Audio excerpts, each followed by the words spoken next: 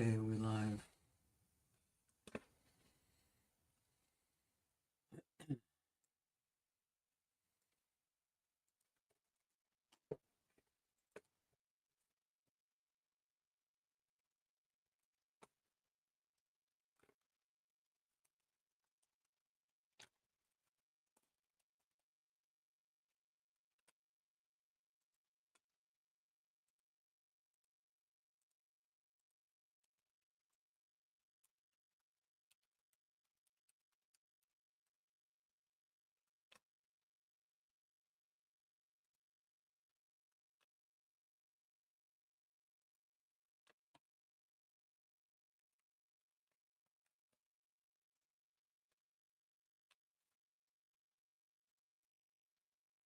Nobody on the stream.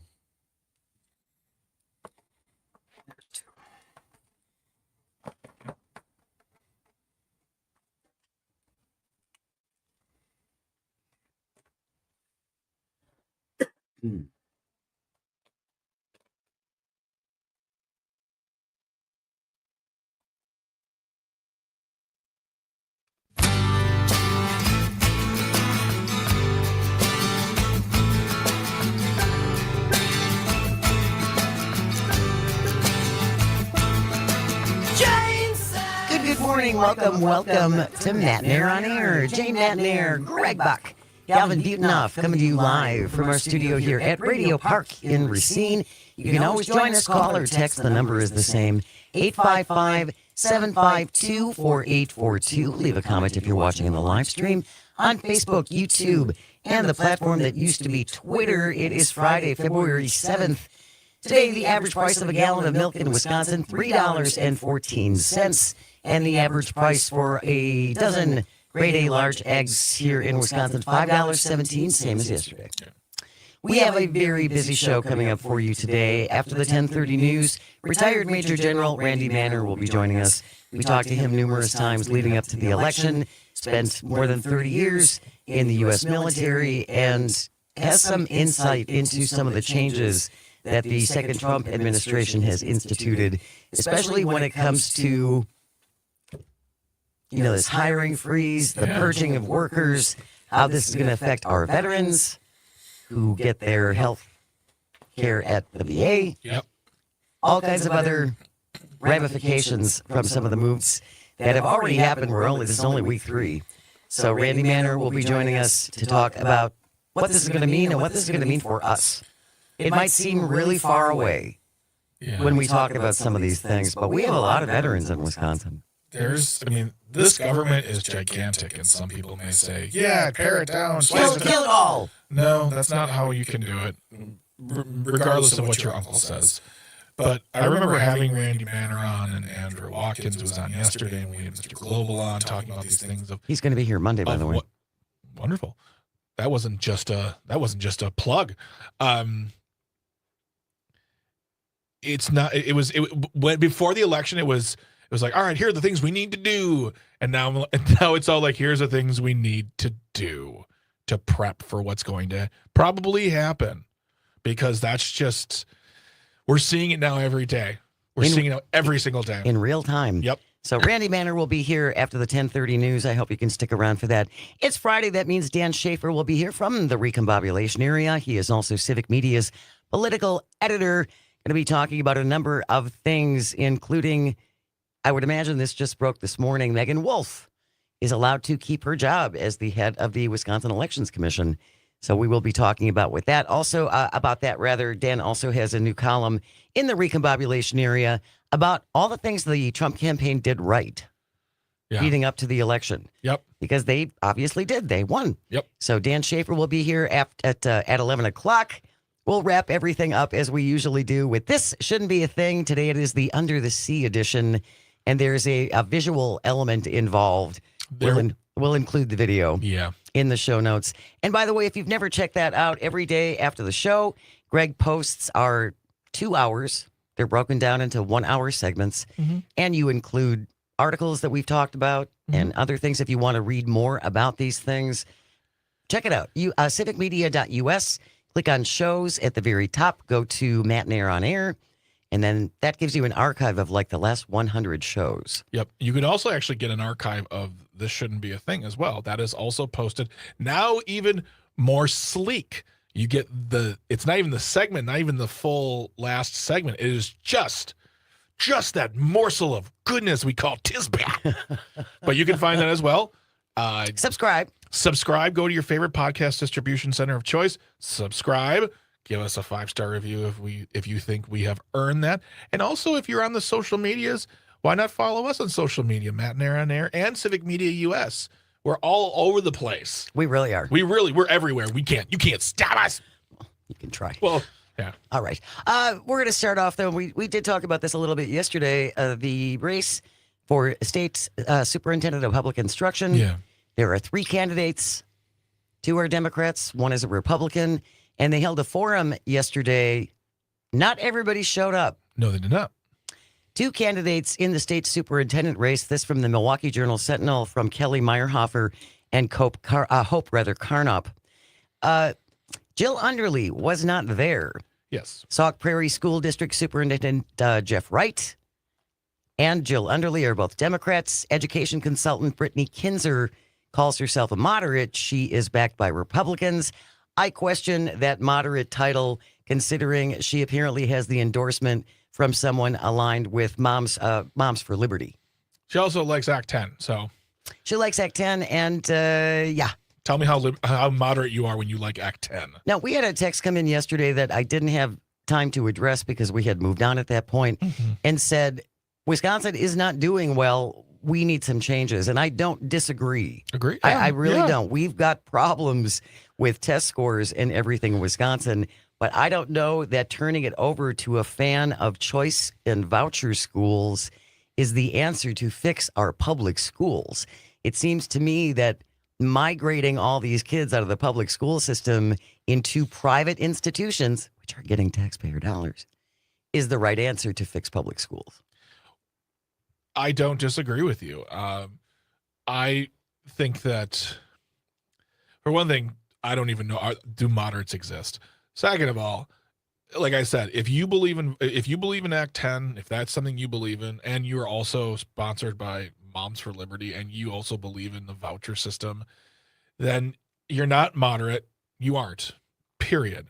And if you're not going to give me some sort of plan that shows how we are going to use the public school tax dollars to make the public schools better, then sorry, that's personally not what I'm interested in. Jeff Wright had some great things to say, both in the interviews he's been giving. You can find him on Up North News Radio. He talked to Pat Critlow Wednesday. And it's about finding a common sense solution. No one can say schools are great. No one can say public schools are amazing. They're doing great right now. No notes. But there are ways of making them better that aren't about upending them and, of course, leaving many, many, many children behind. Well, and this is something we've talked about, and I don't know whether or not this cuts through, so we're going to repeat it again. Voucher and charter schools are able to reject any student that they want. Any student. Yes. Now, keep in mind that they can accept a student, take our tax dollars, and then decide to expel that student, and they get to keep the money. Yes. It is also my understanding that private and charter schools do not have to answer to any kind of oversight board on their results. Yeah. What are their test scores? What are their reading scores? Yeah. What are those? We have 2 separate school systems that are not governed by the same sets of rules. And they're also not governed by the same sets of dollars too. I mean, if I'm not mistaken, in the special needs portion of schooling, I think it's a very low, like 10 or 20% is reimbursed for special needs schooling to the public. Massively underfunded. 90 for the voucher schools, for the private schools. That doesn't seem correct to me. You either make it equal or nothing, because that just doesn't seem right nor fair. It's almost like they're rigging the game. No, they wouldn't do that. Yeah. Jill Underly apparently had already said that she had a conflict for this forum yesterday. But again, 2 of the candidates Sauk Prairie School District Superintendent Jeff Wright and Brittany Kinzer were there at this forum yesterday. The state's Head Start programs also were part of the discussion. Head Start's very important, and Head Start, unfortunately, in Wisconsin, after the Trump administration, day 2 shut down all funding, there are still Head Starts in Wisconsin that can't access money. Yep. And they're going to close by the end of this month if these glitches, if you want to call it, aren't resolved. Yeah. It's not good. No, it's not. Jeffrey Wright did say that the amount schools get for special education students must increase, but he also said schools don't need $4 billion from the Wisconsin surplus, which Jill Underly has called for in her budget request. And that was one of the, when I first saw that too, I thought, that's a big overreach. Well, Robin Voss has already said the non-starter. It's one of his favorite terms, dead on arrival. He believes that the Wisconsin State Legislature has given they have. They've given the biggest increase in the public school funding in a generation, but that's because it was so woefully and disgustingly underfunded that giving them $20 more would have seemed like a good deed. But $4 billion, whether that was a bargaining chip to say, I want $4 billion, but what I really want is $2 billion, and I'll negotiate down. We don't know because Jill Underly wasn't there. True. And this is the only debate they're going to have before the primary. Well, the primary is coming up. It's February 18th. It's a week from Tuesday, folks. Yeah, it's going to be here before you know it. Brittany Kinzer does say that she supports increasing the special education reimbursement rate, as well as more money for rural schools' transportation needs.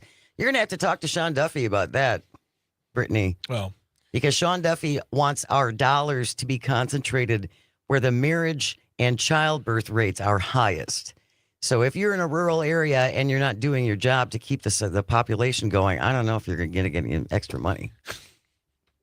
Duffy's already said that's his priority. I know. And Brittany Kinzer did call for more budget transparency to ensure that money goes to classrooms, not bureaucracy. I don't disagree with that. But which classrooms? Which classrooms? Are they schools located in private schools, private school classrooms, charter school classrooms, or are they public school classrooms? According to this article in the Journal Sentinel, the state's teacher workforce is also in trouble. Enrollment in educator preparation programs is below the levels they saw in 2008 and 2009. Weird, Jane. In a state where the governor at the time, Scott Walker, worked to rip apart the bargaining abilities of the teachers and then also just use the worst language about them, why wouldn't people want to be teachers in Wisconsin? You mean because of the way we demonize them? Yeah, it made them the villain of the story. Yeah, it made them the villain of everything. 855-752-4842. If you'd like to join us, David, I see you on the line. We'll take you when we get back. You are listening to Matenaer On Air. This is the Civic Media Radio Network. She takes a swing, man. She can't help. She don't mean no harm. She just don't know what else to do about it.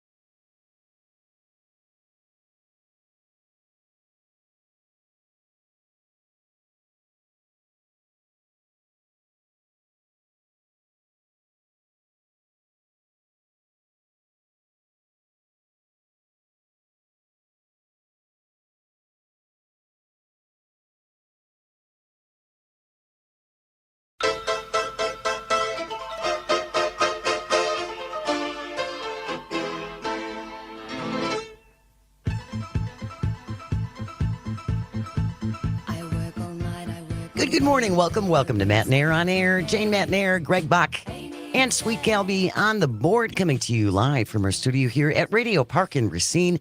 You can always join us, call and or text. The number is the same, 855-752-4842. Leave a comment if you're watching on the live stream on Facebook, YouTube, and what used to be Twitter. We have an election a week from Tuesday, February 18th. Is the primary election here in Wisconsin. There will be some school board races particular to your community, but the one race that will be on all of our ballots is the race, the primary for the head of the Wisconsin Department of Public Instruction. There will be 3 people on the ballot. They had a candidate forum yesterday. Jill Underly, who is the current head of DPI, was unable to make it. She said she had a previous commitment, but Jeff Wright and Brittany Risner were Kinzer, thank you, were there. So we were just talking about that and what we would like to see happen for Wisconsin schools, public schools in particular. If you would like to join us again, 855-752-4842. Dave from Mequon on the line. Good morning, Dave. Thanks for joining us. Good morning. I'm very glad that you guys are talking about this subject. Couple things I want to bring to your attention. Number one, MPS passed a budget of $1.5 billion back in October of last year. Okay. Yep. And in that amount, now keep in mind, when the referendum was passed, Jill Underly, after the referendum passed, oh, by the way, MPS doesn't have their financial books in order that was supposed to be done and submitted into the state of Wisconsin. Consequently, there was state aid that was withheld of about $81 million initially because of the lack of I guess, with the bookkeeping. And then ultimately, Keith Polsley, who was the superintendent, got all that money with the federal dollars, and there was no accountability for that. And I'm just going to mention this. So MPS, which is the largest public school district in the entire state, 77,000 and change with students.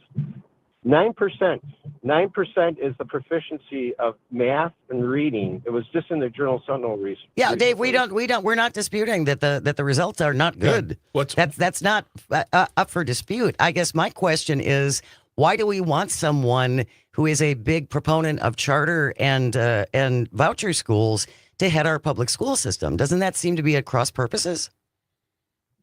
Well, I'll tell you, the kids right now are losing, and the parents are losing drastically by putting the kids into a failing system. Something has to change, and it hasn't changed. It's been going on for decades. I understand, and I'm not disputing that. But again, do charter schools and voucher schools have the same kind of reporting that they have to do? Who is their oversight committee? What are their results like? It's my understanding that there are different sets of rules for these two different school systems that we're funding. Yeah, so, it would be interesting to have as a guest. I think you should have Gus Ramirez, who's the gentleman that Gus Ramirez, he's the family that took over the Cardinal Stritch College, and they're going to build a school out there and redo that, and they did a big one on the south side, and it's funded by him, and it's for the benefit of the students primarily now. This is going to be for the north side. He's already got the one open on the south side, and I do think there needs to be a conversation to be had for this, because it's not talked about, but he has slowly but surely transformed. If you look at the schools that they're running, they're fantastic. Okay, Calvin, do you have a thought on this? Well, yeah, because Dave has brought this point up on our shows before about this gentleman who runs this private school in Milwaukee, and I've looked up this school, and the tuition is extremely high, and this big he's helping uplift these underserved kids. If your family cannot afford tuition, they have to apply for state financial aid. Doesn't sound like he's being all that generous to me.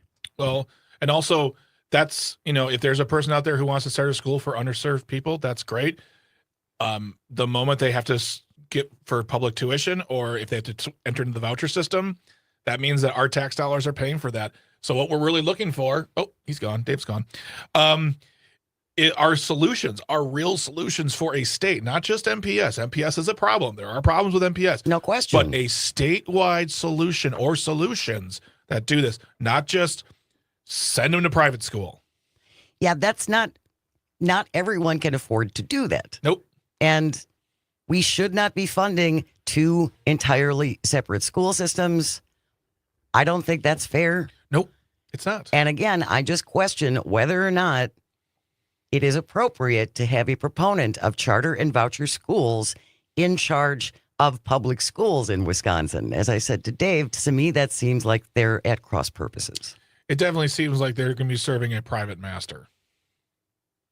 And pushing things that way. Agreed. Yeah. I would have less of a problem if the same kind of reporting required of public schools was required of charter and voucher schools. And as far as I know, and if I'm wrong, please tell me, that's not what it is. For me, it wouldn't just be the reporting and the accountability. It's just also the fact that it's the tax dollar issue, because you send a kid to school, you know that it costs a certain amount to teach them a year. Whereas my old high school, where I went to high school in Waukesha, is now more expensive than some public universities in this state. So for me, it is a tax dollar issue. You want to make those private schools public now? They're now public schools, and we funnel the money in through ones. Cool. Oh yeah, that's not gonna. Let's do that. Yeah, I don't think that's gonna happen. We have news coming up next, and then when we return, retired Major General Randy Matenaer will be joining us. It is week 3 of the second Trump administration. Lots of things have happened already, a lot of things in the works. Randy Matenaer going to talk about what this means for us, you and me, even here in Wisconsin. Stay close. You are listening to Matenaer On Air.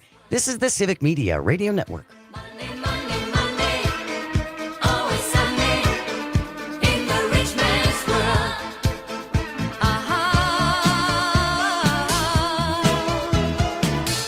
All the things I could do if I had a little money. It's a rich man's world. Monday, Monday, Monday, must be fun day in the rich man's world. Monday, Monday, Monday, always Sunday in the rich man's world.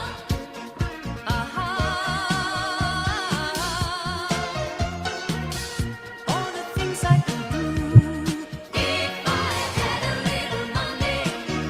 It's a rich man's world. It's a rich man's world. Good morning, sir. How are you? Good. I was worried that I couldn't get in. We got you in. You're good to go. I am. Yes. Thank you. Wonderful. We're at a longer break. We're coming back at 10:34, and we'll be all set. Yeah. Any questions for us before we get started? Nope. Yeah, I just sent you like an urgent email. I'm just trying to undo this thing. Yeah. Gotcha. So no questions. We're going until, is it 10:58 your time? Yeah. Yep. Then also, can you either silence your devices or X out windows that have notifications? Those will come through, and it makes it hard for replay. Okay. So let me see what I'm doing here real quick. All right. So I am not even sure. Are you on a laptop right now? I am on a laptop. Yes. Just X out of the windows that aren't StreamYard, and if your email is hooked to that, you shouldn't hear the notifications. I got it. Okay. So what happened just a moment ago when you heard something was I was closing something out, and it asked me if I wanted to save it. So I won't touch anything else. So Perfect. just so that you know, great question, great point, because I was thrown off for a second. I do 0 notifications in my PC by pop-ups or anything else because I'd be overwhelmed. Yeah. Well, I get that, and I'm not as important as you are, so I understand that. We appreciate you being on the show, sir. Really, I'll stand by. yeah. Thank you so much, Randy. It really means a lot that you're willing to come back and be on our show. Really, very much appreciated. No, it's appreciated what you guys do. So thank you. And I got those 4 questions the 4 suggestions. The 5th one I sent to you about potential impact of, letting hiring freeze and all that. But I'll go wherever you want to go. We'll start with your stuff, Randy. The talking points that you gave us. Okay. And there's plenty to talk. There's plenty to talk about. We will not be lacking for material. That's for tragically. I wish I could just have you on for a nice boring conversation about whittling or something. Talking about history or something. Yeah, exactly. Okay. I'm good. I'm excited. And thank you for having me again. Appreciate it very much. We will see you shortly. All right. Yep.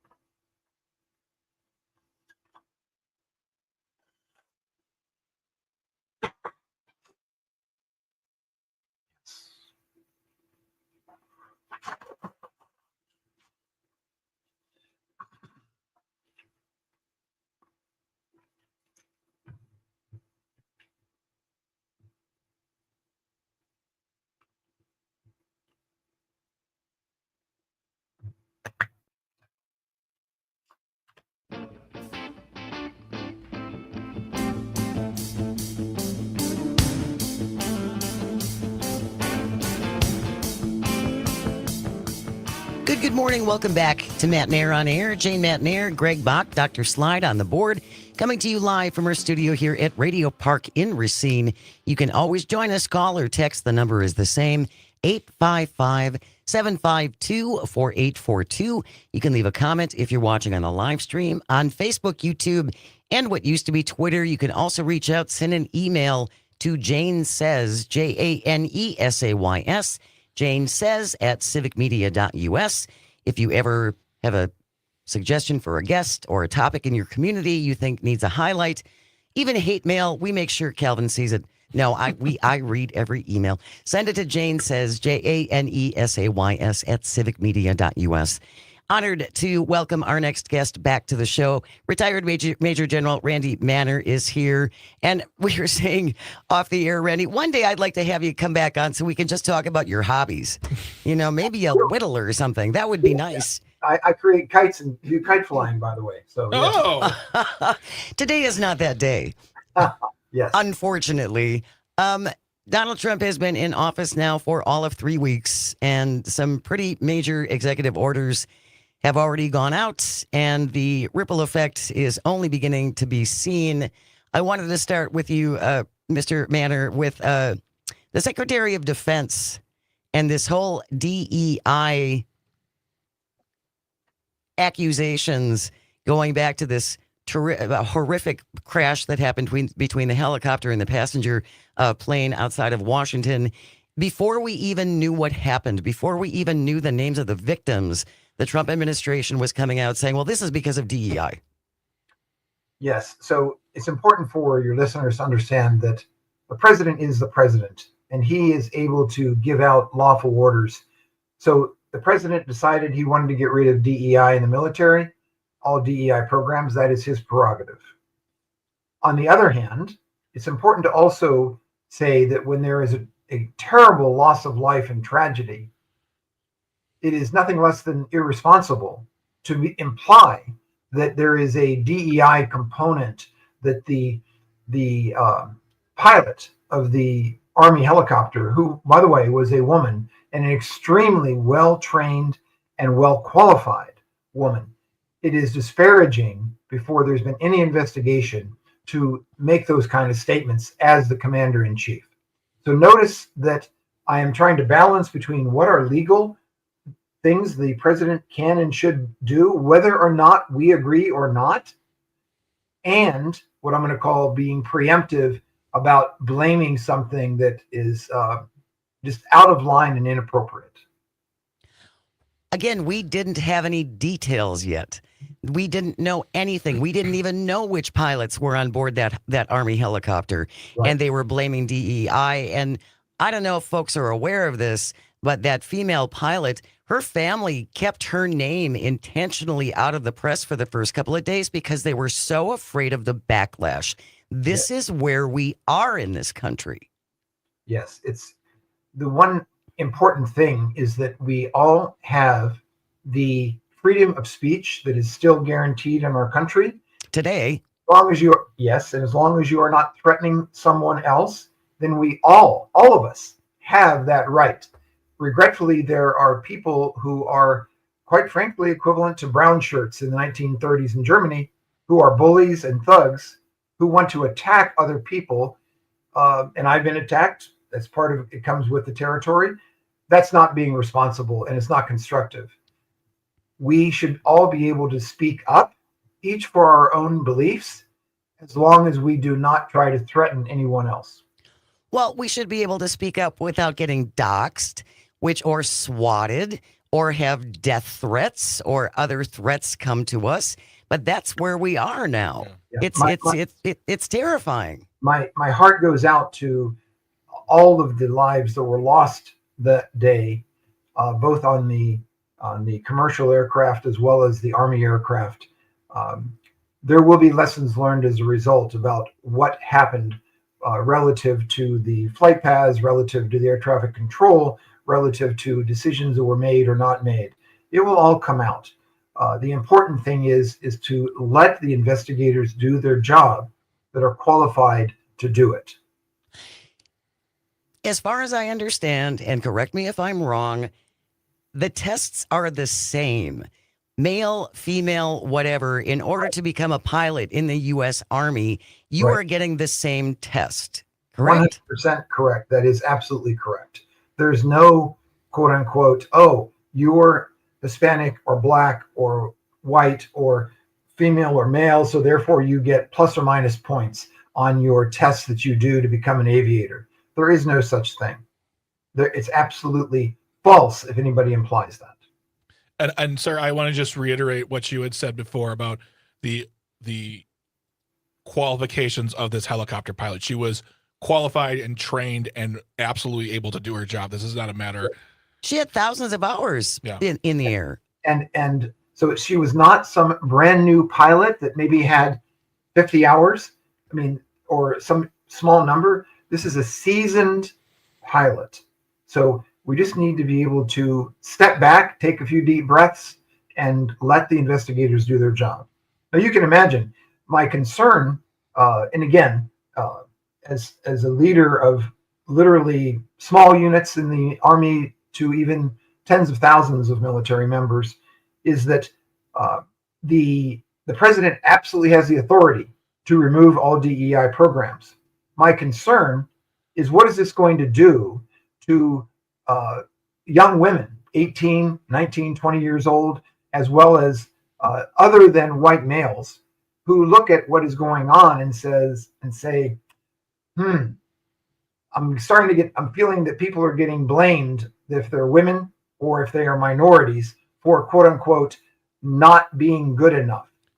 I mean, just without any data or facts behind it. So maybe, no, I'm going to go ahead and work for a different company. I'm not going to serve my country.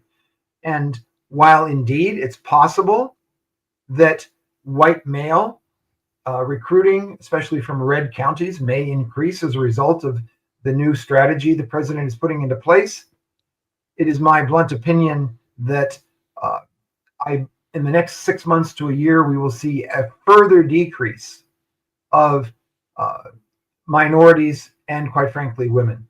I think that's the concern that we have when we're trying to have our country reflect our people, not have we're having a military that reflects our country and all the people that are in it, not a military that reflects one particular philosophy. The military must be apolitical and must follow all lawful orders from the president in the protection of our citizens and our great nation. And I mean, if that is their goal, is to have it more reflective of what they see as I'm saying from their point of view, the quote unquote right way of looking and being, which is whether it's white and male. There aren't enough young white men in this country, 18 to 22, who can fill all of the spots that are left. Because you have people who can come in and they can do, when I say simpler, I don't mean disrespect, but people who can do easier trained tasks. But then you need people like helicopter pilots. You need people in computers. You need people with the ability to look at intelligence and interpret it and pass it along in briefings. Are there enough people to fill those holes now? Will there be? So the answer is there are enough people out there. Whether or not they are motivated to join the military in the past few years or in the next few years is really going to be a sign. Now, please understand that the requirements for joining the military on average are higher than they were, let's say, 10 or 20 years ago. There are fewer waivers for education. There are fitness requirements. There are health requirements. And so the sad thing is our nation, as we know, people are gaining weight. They're not as in good health. They may have criminal activities that prevent them from getting a clearance in our military. There's lots of issues that do get in the way. I do believe that our military and our young people in our country need to be represented equally and fairly in our military, no matter what your background. And it's important to say in the military, and I say this strongly, and there's some of your listeners who are not going to agree with me, and that's their right, is that in the military, we don't care what your gender, your race, your religion is. We only care, can you do your job, or am I going to possibly die because you didn't do your job? Right. I want to know you can do your job. That's what counts. Do you have my back? Will you be able to have my back? That's what it's about, right? Mm-hmm. Absolutely correct. If you're just joining us, retired Major General Randy Matenaer is our guest, and we're talking about some of the executive orders that have come out from the Trump administration just in the first 3 weeks. I saw something also this week, Randy, about there is an agency of the NSA, and it involved code breakers. And they actually were covered. They had a wall honoring people who had served in this particular capacity. And they were covering up the photos of women and people of color until there was such an outcry about it that they had to undo that. I had not heard that. If that indeed happened, that is a tragedy, and I'm glad that it was undone. One thing that I need to also tell your viewers, if you're not agreeing with all these things, and maybe if you're frustrated, what can you do about this? I mean, can I just take a minute on that one, James? Please. Okay, so what can you do? The number one thing you should do, everybody who's listening to me who might, if you feel frustrated or angry, focus on what you can impact. I say again, focus on what you can impact. Your family, your friends, your work, your community, your church, and yourself. You've got to be happy in the things that you can control. The second thing, don't whine. Don't whine. Stop whining. I don't want to hear the whining. Okay? Number 3, disconnect from social media. It typically will just spin you up and make you angry. Disconnect from social media. And the fourth one, and this is very, very important, find the courage, no matter where you live, find the courage to speak up to your elected officials, whether they are Republican or Democrat, it doesn't matter. If you are silent, then your elected official at the local, state, or federal level will think you completely agree with whatever it is you're doing. Yes. So email them, text them, write them. And I encourage everyone to do that. And that's something where it takes courage to do it. If you say nothing, that means you agree with whatever your representative or senator is advocating. Silence equals acceptance. Correct. So, We talk about this all the time, Randy, about people reaching out and calling your representatives. myvote.wi.gov, by the way. All you have to do is put in your address, and all of the people who represent you, every single elected official comes up, and it has their phone numbers. yes. And remember, they are elected by the people of your district, and therefore they serve all the people. So speak up. And remember, if you say nothing, that is the same thing as agreeing with whatever your representative is doing. Now, if your senator or representative is doing something wonderful that you agree with, let them know that. Positive reinforcement is also positive. I mean, that's good. They want to hear that. We all don't want to be bashed for our opinions. So I'm just trying to encourage people to, number one, focus on what you can impact. Number two, stop whining. Number three, disconnect from social media. And number four, find the courage to reach out and to talk to your elected representatives. I know we're all exhausted. I know there's a lot of frustration and bordering on despair. Do something. Do something. You will feel better. We're going to continue our conversation with Randy Manor, retired Major General from the U.S. Army. Stay with us. You are listening to Matenaer On Air. This is the Civic Media Radio Network. We'll be right back.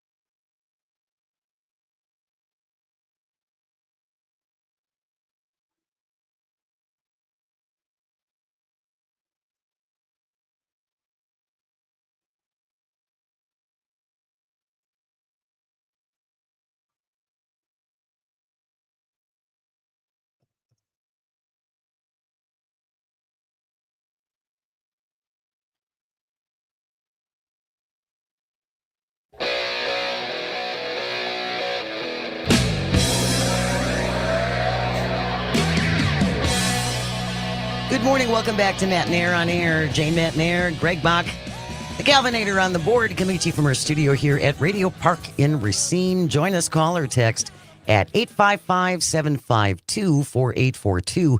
Leave a comment if you're watching on the live stream on Facebook, YouTube, and what used to be Twitter. After our show, Todd Alba takes over from noon until 2 p.m. Join him today for a Super Bowl party preview with former Badger Brady Ewing and also Mike Clemens, our sports reporter, who is live from New Orleans.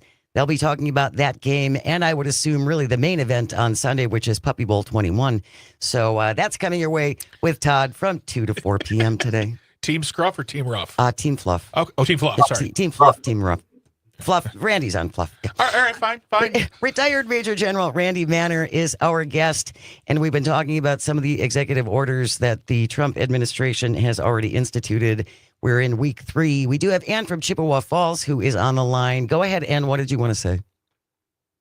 Yes, I agree. I think we need to flood the phone lines. I called our wonderful Senator Ron Johnson, and of course, you know, they give me push 1 for this, push 2 for this, 3 for that. I pushed 1 and nothing happened, and I got cut off. So then I called back again, and his secretary answered. And I just said, I didn't vote for Musk, and you need to hold him accountable. Eggs and gas are going up. I'm worried about public education. I'm worried about our national security with such disarray, and I'm tired of this bullshit. And, you know, we got to say bullshit. And we are FCC compliant. So, anyways, I think it's really important that we flood the phone lines and tell them about our concerns, even if they don't want to listen. So Absolutely, and I really appreciate you taking out the time to do that and calling. You and Jean from Eau Claire. You and Jean from Eau Claire are very, very involved. Jean calls elected officials all the time. Yeah. Which is important, and we had been talking about that before the break. In the time we have But left, please no cussing. yeah, please don't swear in air. That's just, you know, it's one of those things. We're not cable, We're not yet. not yet. And with the FCC these days, we want to behave as Yeah, much as humanly possible. I think that's really important to keep in mind. Let's talk a little bit, Randy, about the VA and these hiring freezes and these budget freezes. What is this going to mean for our veterans? So I am concerned as a veteran myself, and the son of a veteran, the grandson of a veteran, and my son is a veteran as well, is that because of the hiring freezes and because of the offers of retirement that the president has offered through executive order, the number of people that will be available to service the various programs to our veterans is going to be reduced. By what percentage, I don't know. I'm not sure that anybody knows yet. I find that there are parts of the VA that always were responsive to me or to my family, and I appreciate that very much. I am at the same time, there were some parts of the VA that were not very responsive because they didn't have enough people to begin with. They had vacancies. Right. And now, because of the freeze and other issues and the retirements, there will be a reduction. And by the way, I am fiscally conservative, so I do believe in smaller government. At the same time, I believe in efficiency, and I believe having the right people in the right jobs to be able to take care of our veterans who have served their country. So that concerns me quite a bit, and you should be concerned as well as the listeners. One important thing that I want to comment for that last caller who's calling in. Remember that honey will catch more flies than something else. Yes. So try to always be kind to your elected officials and to the assistants. Yes. And then lastly, here's something that made a difference. Trump ordered all grants to be eliminated from the government. And guess what? Because calls went to senators and representatives, meaning Republicans also, guess what? All 55 grants in the Veterans Administration were reinstated 2 days ago. So that means the voice of the people matters. So speak up or be silent and deal with what happens. Yep. That's such a good point, though, Randy. they're only going to reverse themselves. And trust me, when they do reverse themselves, they're not going to come out and say, okay, people were really ticked off. That's why we changed our minds. That's not what they're going to say, even though that's what it is. Right. And you know what? We don't care who gets credit. We just care that it takes care of our people, it takes care of our veterans with dignity and respect. Going back to the VA, and I've talked to a number of veterans over the years that I've been doing this. Certainly the VA is far from perfect. It's far from perfect. But blowing up what we have isn't how is that going to make things better?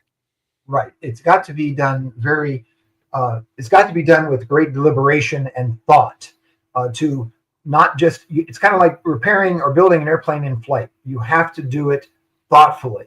You just don't say, the Elon Musk way, which is everybody with an odd number digit in your ending in your social security number, you're fired. That's not the way it can happen. And I know that I'm exaggerating when I say that, please. So all your listeners don't get bent out of shape. You're not far off, though. You're not all that far off. Oh, and by the way, if anyone is listening who is considering taking one of these buyouts, cash the check first. Just a little thought there. Don't assume that he's going to come out and pay it, even though he says he will. There's kind of a history there that you may want to look at. Retired Major General Randy Manner, thank you so very, very much for your time. Really appreciate it. Thank you. Down the road, we'll have you back.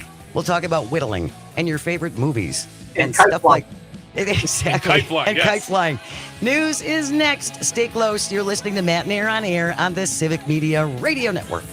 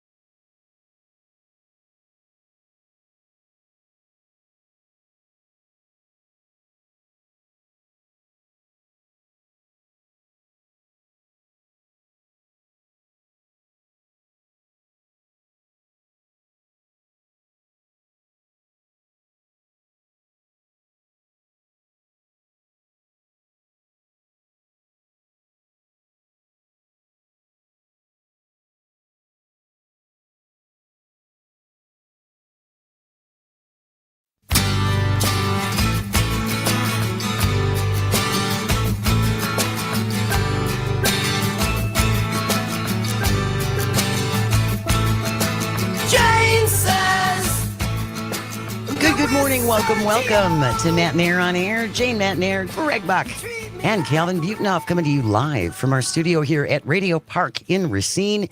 You can always join us, call or text. The number is the same, 855-752-4842. Leave a comment if you're watching on the live stream on Facebook, YouTube, or the platform shedding more viewers than a molting parrot. What do you think? I like it. Better than the husky? Sure. Okay. I felt like the husky was better prepared. I just feel like you came up with that improv style. I feel like you got. It should be every day a new one. I'm working on it. Good. The pressure. Yeah. Dan Shafer is here from the Recombobulation area. He is also Civic Media's political editor. He joins us on Fridays to do recombobulating things and some great articles, some great columns in this week's Recombobulation area. We've had a busy week at You the really have. Recombobulation area. Our very own Todd Alba has one. Todd Alba has one. Angela Lang has one. Yes. And I have one even this week. I have, it's actually the first column that I have had time to sit down and write in like more than a month. Is it more than a month? Because, I've got some other things going on as There's the been a lot Civic happening. Media political editor at a pretty busy time to be in political media, I must say. No doubt. But I had a chance to write a column for this week, and it's called Donald Trump and the Rise of the Pro Wrestling Republicans. I love that title so much. So this is kind of like a more of a big picture type of piece that I wrote for this. And it is not necessarily one that I was just like reacting to whatever was in the news cycle and all of that. And I think, when I take a step back and look at the big picture of just like how we got here, right? And I think part of why I wrote this column is I think we need to those of us in like left of center media or Democrats or in general, I think have to recognize the realignment that took place in the 2024 election. I think it's been building for some time, but I think the realignment that took place that led to Donald Trump's victory is, I think, something that we need to face the reality of if Democrats and have to, understand what they're competing for going forward. So I think kind of my thesis statement with this, in a sense, is that there are kind of two camps of Republicans. There are like the more traditional country club Republicans. Makes sense. I'm calling them kind of a George W. Bush, Mitt Romney, Paul Ryan, Mitch McConnell. This is kind of like the orthodox Republican Party, Old school GOP. that we have known for a long time. And I think over the years, Democrats, they know how to run against those types of Republicans. They know how to run against a Mitt Romney, right? Sure. And I think what Donald Trump and the new kind of MAGA Republican wing of the party is what I'm calling the pro wrestling Republicans. And I think it's less beholden to that kind of like old school Republican orthodoxy, at least in messaging, if not in actual governing. Right. Because I think in governing, you still see, you saw it in Trump's first term where he just still governed like the same tax cuts for the rich, stack the judiciary with like Federalist Society freaks and all of that. So I think that, the rhetoric doesn't match the reality, but the rhetoric I think is important to recognize here is because I think, when I think about MAGA and Donald Trump and Republicans, kind of the things that bother me the least are kind of like the spectacle and the goofiness that they really embrace. And like I was at the RNC in Milwaukee, and you have Hulk Hogan ripping his shirt, and you have a Kid Rock performance, and you have Dana White from the UFC introducing Donald Trump. And like that stuff, like it's kind of, annoying or whatever, but it's like the stuff that really bothers me about MAGA Republicans are the policies that they're looking to implement, the cruelty, the corruption, the chaos, all of that.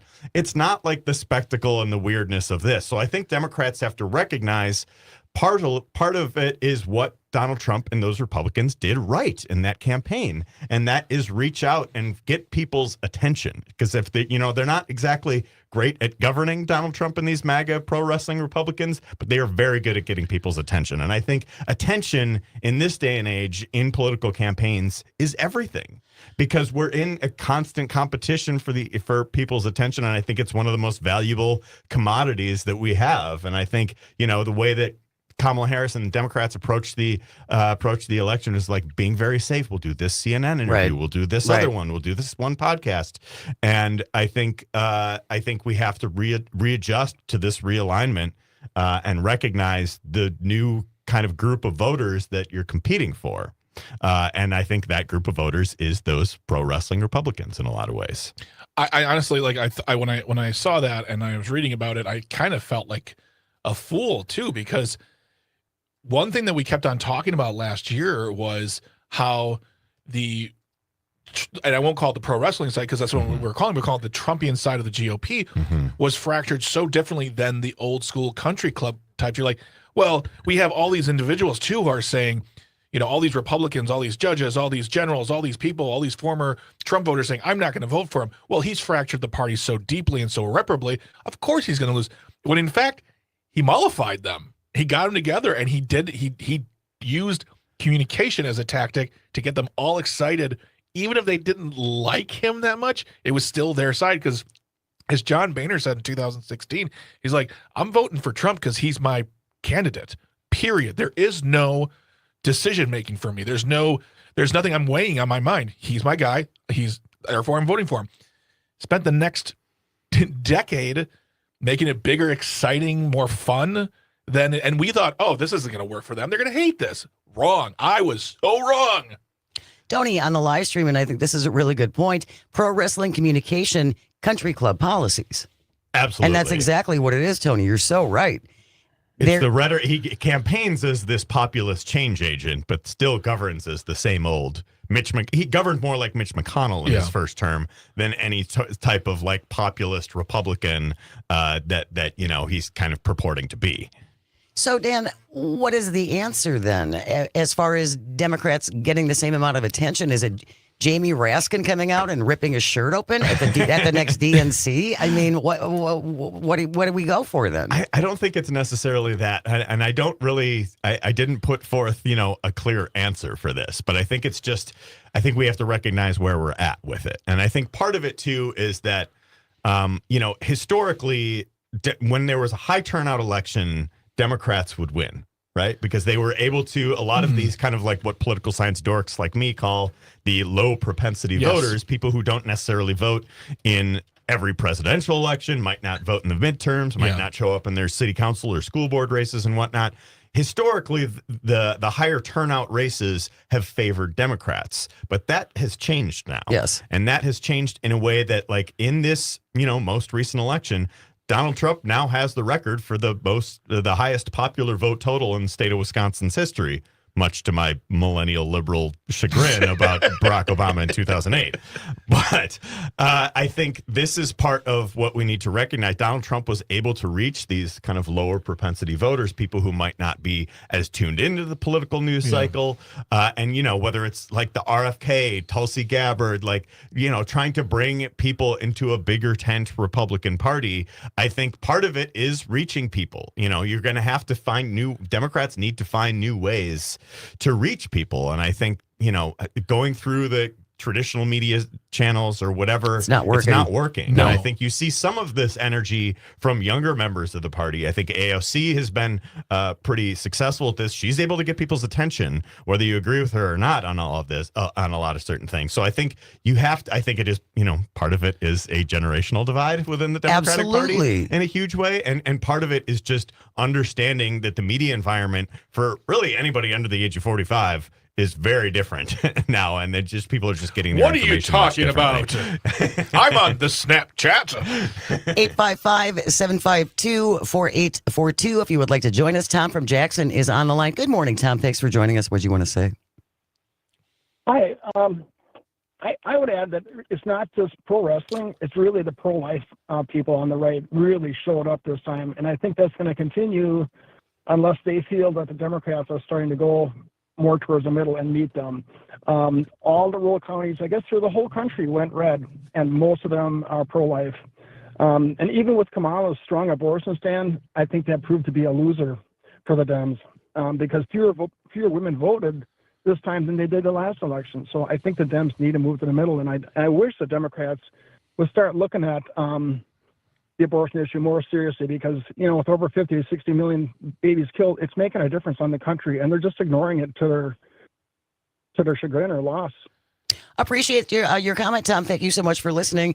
Again, if you want to join us, 855-752-4842. I will say that certainly one thing the Republicans have been far better at than Democrats, as you said, Dan, is going on some of these less traditional media outlets like podcasters and influencers and folks like that. And they've been doing that for a lot longer than I think Democrats even considered, talking to a Joe Rogan or someone like that.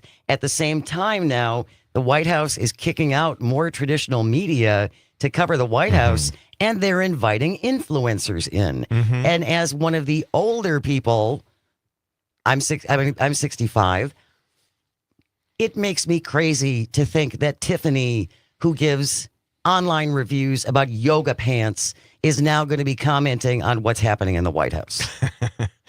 It's part of the new realignment, though, Jane, is that we have different people getting their political news from very different sources than they used to. Is Tiffany the best place to be getting your source or to be getting your news? I don't think so. Maybe not, but I don't think. But I think the rejection of influencers isn't the way to go, because there are people who influence opinion and thought who come from have news backgrounds who find their way on social media. Like they're not going to get a job on the major networks.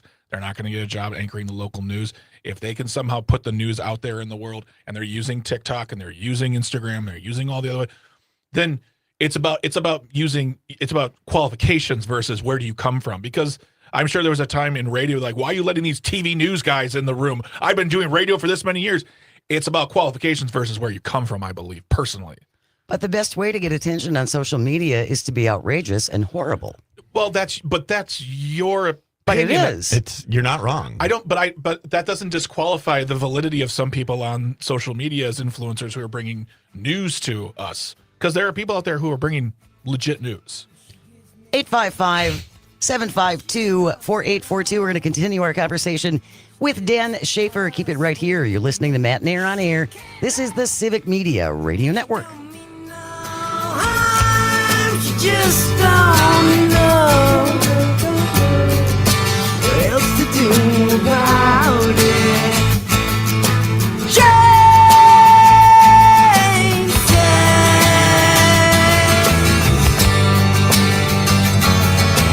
Jane said,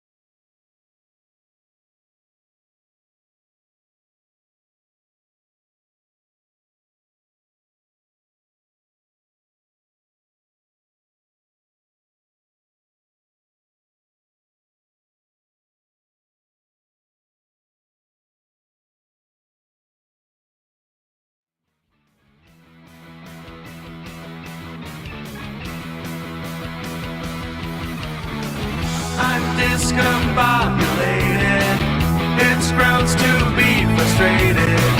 I could be so. Welcome back to Matenaer On Air. Jane Matenaer, Greg Bach, Sweet Galby on the board, coming to you from our studio here at Radio Park in Racine. You can always join us. Call or text 855-752-4842. Leave a comment if you're watching on the live stream on Facebook, YouTube, and the platform the Job of the Month continues to actively ruin. Coming up later on today, Maggie Dawn's show from 2 to 4 p.m. She's going to kick off a brand new segment at 3 o'clock called Ask Maggie. Oh, boy. This should be great. Look out. Make sure you bring your questions, anything from politics to sports and everything in between. Ask Maggie today, kicking off today at 3 p.m. with Maggie Dawn from 2 to 4 p.m. I will definitely be listening. And don't be prepared for the truth. Oh, Maggie's going to tell you what she thinks. Exactly. There is no doubt about that. Yeah. Dan Shafer is here from the Recombobulation area, also Civic Media's political editor, talking about his column in the Recombobulation area about what the Republicans did right in order to get the results they did for this election. Well, we've spent so much time over the past few months dissecting what Democrats may have done wrong. Right. But I think that's part of like why I wanted to write this piece, is that we didn't really spend enough time talking about what Republicans did right. And I think what in particular that Trump and the Republicans did in this campaign that they did right was to reach out to people who are not necessarily part of the political process, those low propensity voters. And I think, in Wisconsin, Trump increased his vote share in all 72 counties from 2020 to 2024. Now, part of that is he was, again, had the opportunity to kind of run as the outsider, the anti-establishment guy, instead of in 2020 running on his record, which, Americans soundly rejected. Yes. But I think painting himself as this anti-establishment type of figure, running against the elites, and then, of course, stacking his cabinet with those very same elites, and putting the and richest legislating men for the elites, and again, and I think that is part of the opportunity that Democrats and those on the left of center have to have this clear-eyed look at what they're up against, and I think it's nothing is linear, right? These things don't exactly move in the straight line pattern that some of us would like to if we're making sense of these things. Right. But I think the way that the Trump campaign was successful with these low propensity voters is something that the Democrats need to pay real attention to. And that is utilizing, again, these less traditional avenues of communication like podcasters and influencers and things like that. Tony has another comment on the live stream. Younger voters can smell talking points and massaged language from a mile away. If you don't really mean what you're saying, people will swipe on by. I don't agree with that. Well, I don't agree with. I think if we're talking about Donald Trump, then yes, there's some validity to that because he doesn't speak in talking points. He just talks. Other politicians, they all speak in talking points. They all get their memos and say what they're supposed to say. And I think what it comes down to now is whatever he says on his pulpit and whomever he likes, that just trickles down. And they get a pass. Exactly. So you can have Donald Trump who will just spray lies for 2 hours, but it has nothing to do with any sort of like constructed idea of what the GOP are talking about. But if he's doing that, but he says, Dan Shafer, vote for him for Senate in Wisconsin. I love him. And he can do talking points all day. They'd be like, I like Trump, so I like Dan. So that's done. I can go get groceries now because I don't have the time to follow politics. Calvin, you are our resident young person. Do you feel that people your age are savvier about picking up on BS? Largely no. I think a lot of my friends, in this day and age, friends might be too strong of words. But acquaintances, they just seem absolutely shut off, disconnected. They do not care at all. Just don't care. They just don't care. Yeah. So how do we engage those people? Thank you, Kelvin. Well, I think there's it sounds a little bit bleak when you hear that, but it's like, I think there's opportunity there. I think there's opportunity there because you have people who are, not engaged with the issues. And I think you have an opportunity to reach people like that. And I think that's where the Democrats should make more of a priority. It shouldn't just be winning over like suburban voters or whatever it might be. You have to get to people who are not necessarily part of the political process, because I think Democrats have a message and policies that better connect with people. So we need a skateboarder named Biff to opine on politics. I don't Is that know. a Back to the Future reference? I'm throwing it. I'm old. Yeah. I think there's something that, I don't know if I've mentioned it to you, Dan, but something we need to come to grips with. And what we think in this room doesn't matter. It's the truth. Donald Trump is cool. People, the brand, the look, the everything. There are more people who wore Donald Trump gear in this past election who thought the brand of Donald Trump is cool because he's outsider. He's a rebel. He doesn't care about the establishment. He's a felon. They don't care, because the people they like in music, in TV, they do wrong things all the time too, and they love them.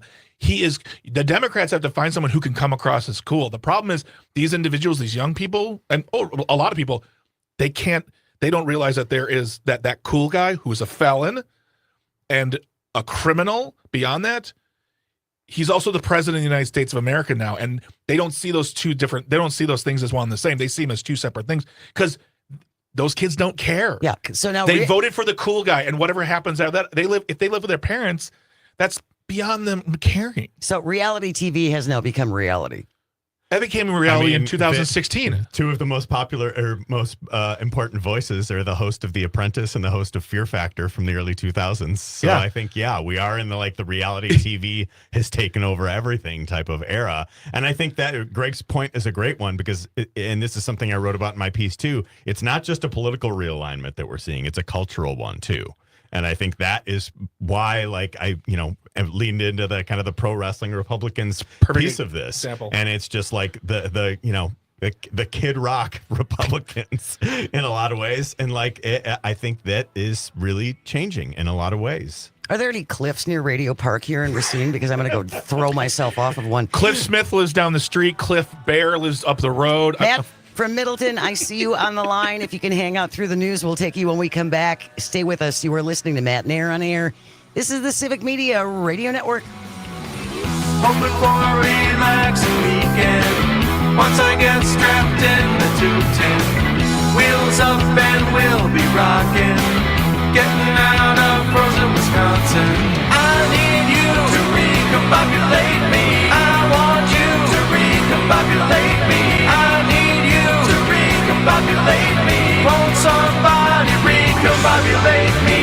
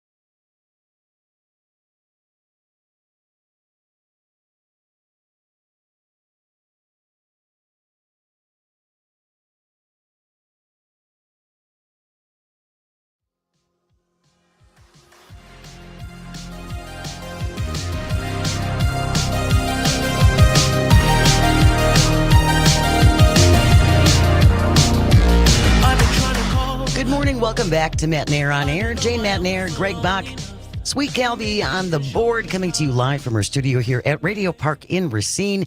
You can always join us, call or text at 855-752-4842. Leave a comment on the live stream on Facebook, YouTube, and what used to be Twitter. It's Friday. That means Dan Shafer is here, not only the founder of the Recombobulation area, but also Civic Media's political editor. And his most recent column in the Recombob area is about what the Republicans did right in order to help Donald Trump get reelected. And again, to be clear, it is not what they did right. I'm not saying that I agreed with what their campaign but this was. was I'm a not saying that, this was a strategy that worked. but they won. Yes, this was a strategy that worked Yeah. by appealing to what you call the pro wrestling group Yeah. in the Republican Party, as opposed to the country club group, Yes. which is the long established elites, Mitt Romney, Mitch McConnell, those kinds of guys. Got a whole bunch of texts coming in, so we will try to get through some of these. Liz from Sun Prairie, listening in Madison on WMDX. Please don't underestimate how much our culture has been socialized to defer to white men. Sexual assaults and felonies don't even matter anymore. Yep, I agree with you on that, Liz. Correct. Sarah from Green Bay, I think the college-age men who listen to Joe Rogan ran out to the polls for Trump. I think they're going to be in for a rude awakening if their federal aid for school gets cut. I would also include the college-age women who voted as well. 'Cause Absolutely. it's not, I know men have their place in this election, but let's not forget he got a lot of new votes from a lot of new sectors. And a lot of white women. And a point on that too. When I was reporting my piece last fall on the Fox Valley, I spent some time at UW Oshkosh, and I talked to the editor of the Advanced Titan, the student newspaper there, where I got my start as a journalist back in the day. But I talked to her there, and I was talking about like the politics that people were seeing on campus, and she was talking. I was asking, about like which politicians resonate with younger voters, what have you, what's in people's media diet, and she said it was very different for men and women. She was talking about like the various things that women were accessing. But she said to me, she's like, every young man on campus is watching and listening to Joe Rogan. Oh, yeah. Every single one. And you saw like a number of college campuses shift pretty significantly to the right in this most recent election. UW Oshkosh a little bit. Like Trump won a couple awards in UW lacrosse this year. Right. Like, and this is part of my point here is that like some of those, again, college students will fit under the umbrella of these like low propensity voters, people who might not vote in elections outside of a presidential year or what have you. But I think Republicans have been more effective in reaching those voters in recent years. And I think there's this open question of like whether, kind of like Trumpism will survive in the same way beyond Trump himself, like whether this pro wrestling Republican coalition that he's built will be a durable one once he finishes his term or whatever it might be. And I think that's an open question, but I think it's an opportunity for Democrats. They have to see this as an opportunity to reach people differently, because I think, and we were talking about this a little bit during the break, I think Democrats can often be so risk averse that they end up saying nothing. Yes. And I think they need to say it with their chest Yeah. a little bit more often. Stand on business a little bit and just stand on what you believe in. And I think people respond to that kind of like authenticity, that type of like genuine passion for what you want to do. And like these like prepackaged, ultra safe interviews that Democrats are giving over the course of we've all heard them. It's not working. Yeah, it's not working. You have to talk like a real person. You have to have normal conversations with people. And I think, when you are ultra safe and so risk averse, I think that you can create a situation where Donald Trump seems like a more genuine individual. Yeah. Well, he's genuine, all right. Terry from Wausau, to me it appears this last presidential election, the Democrats committed too many unforced errors. Number one, Biden stepping down too late, which led to number two, the DNC didn't matter because basically the chosen one was Harris, big turnoff. Number three, not a direct DNC error, but hindsight. If Trump was left alone rather than bringing himself to court, he would have been less relevant because he was all over TV. Yeah. And he Gets used that people's as a platform to campaign. Essentially, all press is good press, and I think for Republicans, and I think J.D. Vance even said this about like the ridiculousness that they brought to the they're eating the dogs, they're eating the cats stuff in Ohio. Like he said that maybe it wasn't all true, but it got people talking about the issue that we wanted to be talking about. That That's so it's reprehensible. wrong. Yes. Yeah. It's so wrong. And Jane, you're right. But again, I just don't understand how people of faith who claim to be people of faith can embrace this when they say all of these falsehoods over and over and over again. And even when it's pointed out that these were falsehoods, they're like, yeah, whatever. Because I don't care. You're talking about, because a lot of these, not all of them, but a lot of them have such an allegiance to their spirituality and their religion that you're asking them to not believe in the person they now believe is called by God to be the one who does whatever he's supposed to do. So and it always comes down to abortion. And they're like, well, whoever says they're pro-life, then that's my guy. And that's it. Doesn't matter how terrible they are. I grew up in an ultra-conservative part of Waukesha County. I could go on and on about this Same topic here. all day. Like I think there's so much hypocrisy, and I think there's a lot of parallels right now between the 2024 election and the 2004 election. The only two times the Republicans won the popular vote this century, and I think it is the hypocrisy and the religious attitudes towards their party. It's just they're just cheering for their team. It's not about any principles. And again, this gets back to how Trump has remade the Republican Party. Like, you have the so-called free market Republicans backing the guy who wants widespread tariffs and all of this government intervention things. They will make any excuse to the end that is power. Republicans care about power. Democrats care about politics and a lot of other things about it. Republicans only care about one thing, and that's power. Scott from Madison listening on WMDX. Education is crumbling. Young people can't get good jobs or buy houses, and we wonder why they're not interested. The Democrats are about 40 years too late. Well, it's a good point. And that's the thing. You made the point before about messaging. The Democrats are 40 years too late on radio and on TV. The hateful Republican message that comes to us has been coming at us for 40, almost 50 years. You know what I'm talking about? So we're behind on so many things. 855-752-4842. Matt from Middleton, you have been so patient, Matt. Thank you so much for hanging on. What did you want to say? Hey, guys, I think you're missing out on the Elon Musk effect. The guy's got thousands of young people who worship the guy. He offered $1 million for people to vote. He came in kind of late on the campaign. And on Joe Rogan, he said that it was existential for America. They had to vote. The debt would kill America. There'd be nothing left. And I think he definitely had a big impact on it. And as far as Joe Rogan and Dana White, I boycott the UFC because I used to be a fan.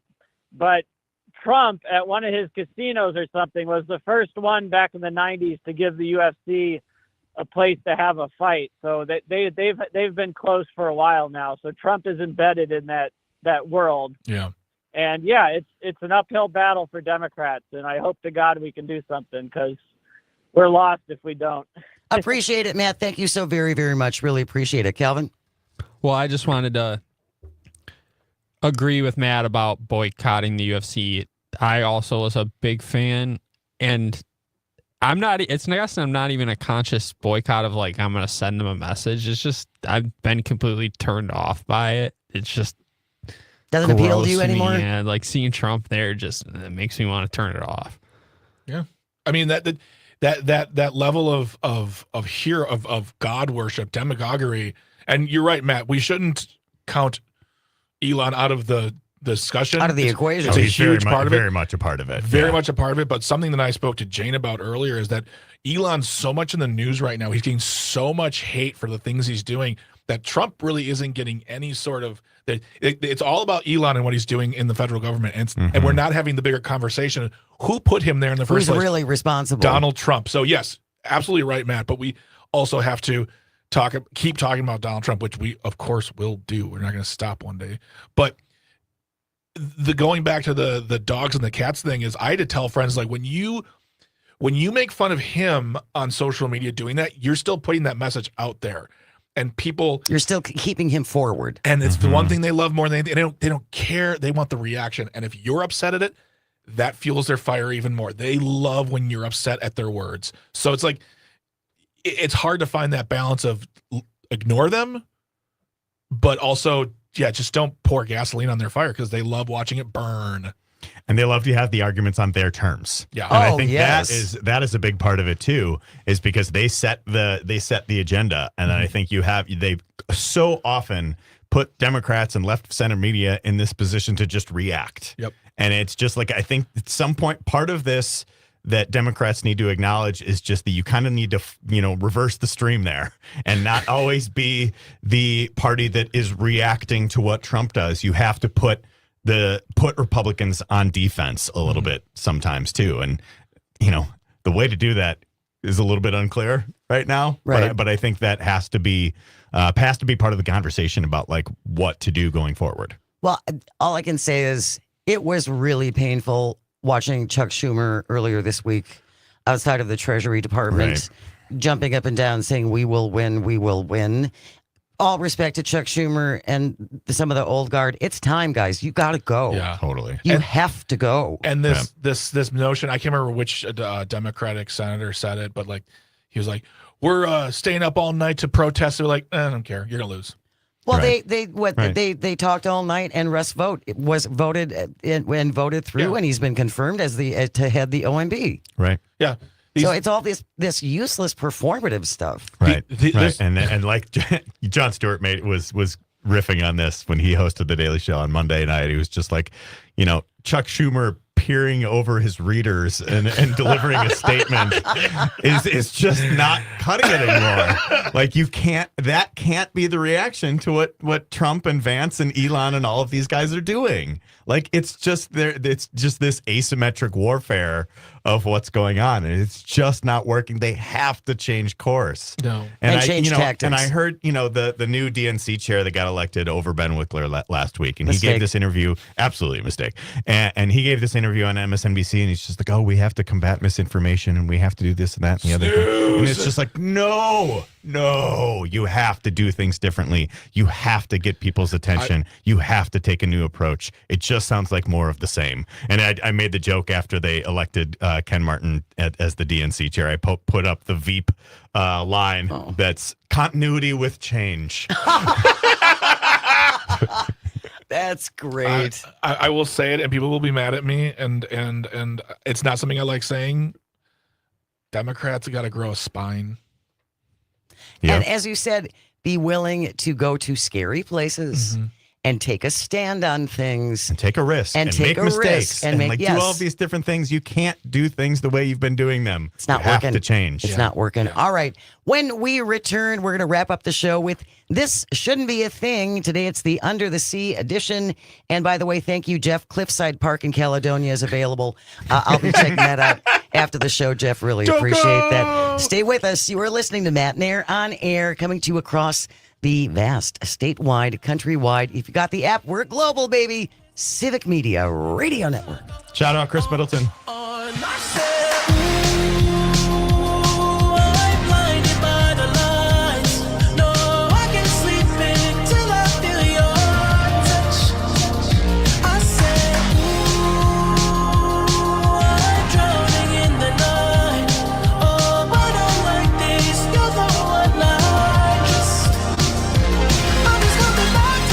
I can never say it on the phone.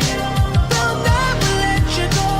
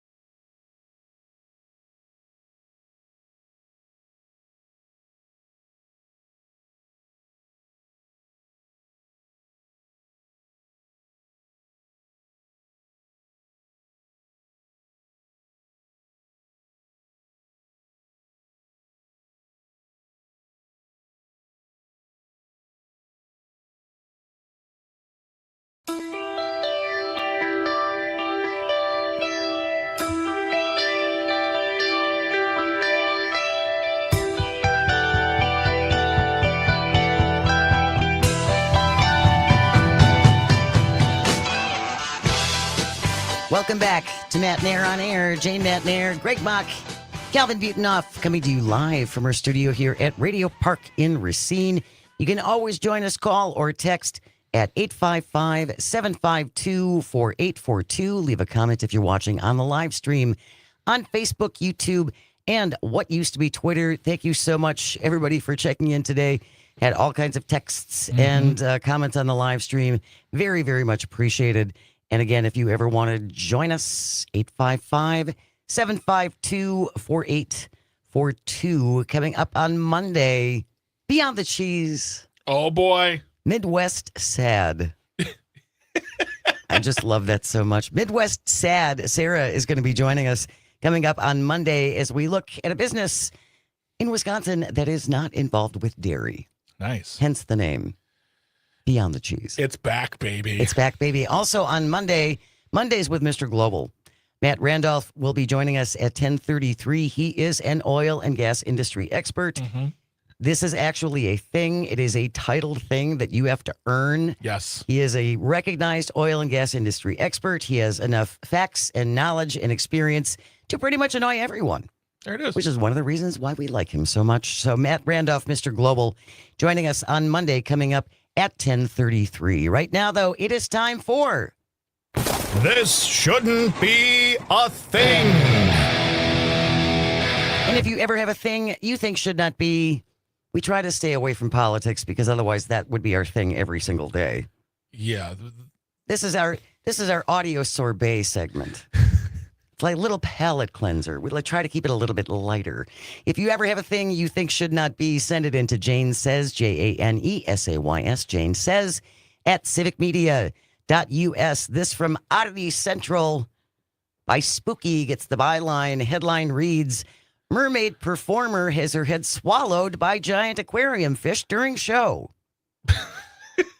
So I'm laughing at the byline. I'm not laughing at the situation. We're going to put the video in the show notes because there is accompanying video to this. And my husband pointed this out to me earlier in the week.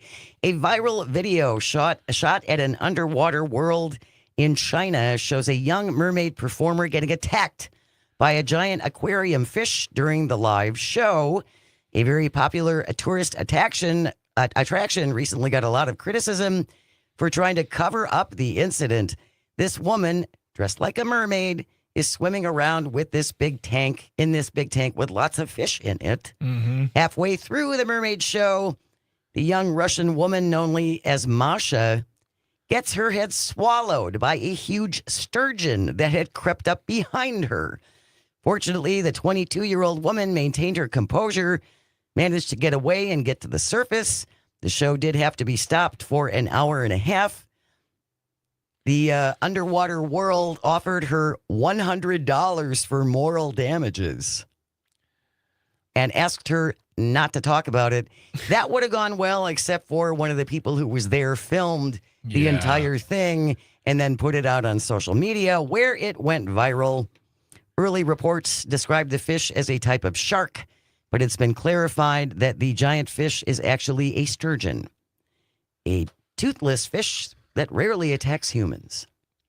Following the backlash after the video went out, this underwater world in China came out with a statement saying the young woman had not been injured and the aquarium was operating according to its usual schedule. The underwater mermaid, however, posted at least one photo showing bruising on her face. She also suffered injuries to her face, head, and neck, and again offered $100 compensation after being swallowed by a sturgeon. I think this shouldn't be a thing. Well, there's two of them. One, he like I said, it was down for an hour and a half. Could you imagine being the next performer and being like, all right, now you go and be like, I'm sorry, you want me to do what? Yeah, you're next. For a possible extra $100, that's the other. $100? Yeah. Come on. You could have coughed up a little bit more than that. That wraps up today's episode of... This shouldn't be a thing. We have news coming up next. Then Todd Alba from noon to 2. Maggie Dawn 2 to 4. Dom Salvia, Jim Santel going to be hosting today for Dom Salvia. If you are not aware, Jim Santel is a lawyer and he has a great show on Saturdays called Amicus, a Law Review. And he'll be on next Wednesday too. Yep. So Jim will be joining us. It's a great show tomorrow morning, all across the network from 9 to 11. And then, of course, Pete Schwaba, 6 to 8 p.m. And then we start all over again on Monday. You are going to be kicking off things with Dr. Kristen Lyerly Monday morning. That's right. 6 a.m. to 8 a.m. Bach in the dock. Bach in the dock. Bach, I can't remember. Bach in the dock, and then Earl Ingram right before us. Thank you, Greg and Calvin, and all of our engineers. Without you guys, nothing works. And thank you most of all for calling and for texting and for listening. It absolutely means the world. I hope you find some joy over the weekend, even if it's just a little bit, and you have the chance to share it. Keep it right here. News coming up next on the Civic Media Radio Network. We'll see you on Monday.